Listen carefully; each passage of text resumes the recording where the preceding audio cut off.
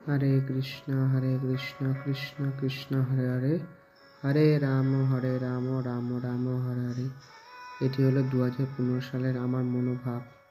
কেমনভাবে আমি আমার নিজের অবস্থাতে আছি, কি করছি না করছি, আমার মধ্যে কী ধরনের চেতনা আসছে ভগবানের প্রতি বা সাধারণ মানুষের প্রতি, আর আমি কোন পথে যাব না যাব, ভগবানকে নিয়ে ভাববার এই বিষয়গুলো নিয়ে আমি তুলে ধরলাম।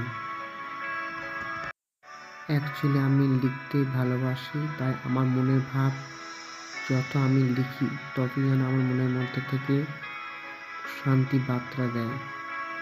তখন অতটা বুঝতে পারতাম না ভগবান সম্পর্কে, ডাকবো না ডাকবো, তাই জগন্নাথকে উপর বিশ্বাস রেখে একটার পর একটা লিখতে শুরু করলাম।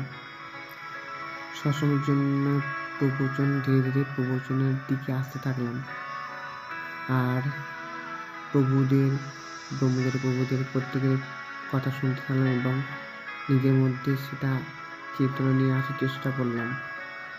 জানি না এখনো পর্যন্ত ভক্ত তো হতে পারিনি, আর এই জন্ম হবেও কিনা সেটা জগন্নাথই জানে। শুধুমাত্র ভক্ত হওয়ার জন্য এই জন্মই হয়তো কেটে যেতে পারে। আমি ডিভোটি বলে পরিচয় দিচ্ছি, প্রকৃতপক্ষে আমার মধ্যে কোনো গুণই নেই, কোনো ভাবই নেই আমার মধ্যে, তবুও ভগবান অশেষ কৃপায় তিনি আমাকে দিয়ে সব কিছু করে নিচ্ছেন। তিব্বতে আসাটা 2019 সাল থেকে শুরু হয়েছে, কিঞ্চিত আমি ধীরে ধীরে আস্তে আস্তে ইস্কনে আসার পর থেকে কত কিছু না করতে হচ্ছে আমাকে। ঠিকমতোভাবে সাইকেলের ব্যবসা চললো না, প্লাস্টিকের ব্যবসা, রকমের ব্যবসা চললো না।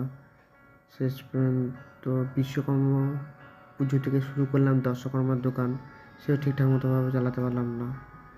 অ্যাট লাস্ট চিন্তাভাবনা নিলাম যে টোটো চালাবো।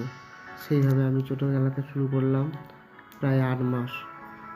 তাতেও প্যাসেঞ্জার ঠিক মতোভাবে হলো না। বাধ্য হয়ে টোটোটাকে আমি মালগাড়ি সাজিয়ে মাল বইতে শুরু করলাম। তবু ভগবানের কৃপায় ভালোভাবেই চলে যাচ্ছে, কিন্তু চলে গেলে তো এইভাবে তো আর দিন কাটে না। এবার একটা পর একটা চিন্তাভাবনা আমাকে নিতেই হচ্ছে যে আগামী দিনে আমি কি করব।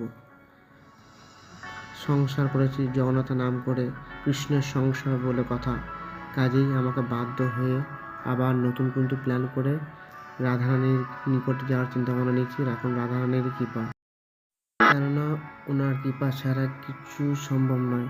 তাই এনারা দুজন, মা, শাশুড়ি মা এবং আমার ওয়াইফ বারবার আমাকে যেন উৎসাহ দিচ্ছেন যে বৃন্দাবনে যাওয়ার জন্য, এবং ও প্রতিশ্রুতি দিয়েছে আমরা বৃন্দাবনে গিয়ে জগন্নাথের নাম করে সত্যি আমরা কৃষ্ণ সংসার করতে চাই, এবং সেটা নিষ্ঠাভাবে করার জন্য চেষ্টা করব।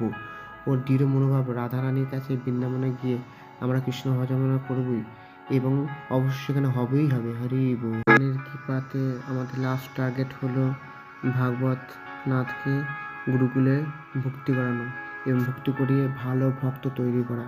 এটাই আমার রাধারানীর কাছে আমাদের সকলের প্রার্থনা।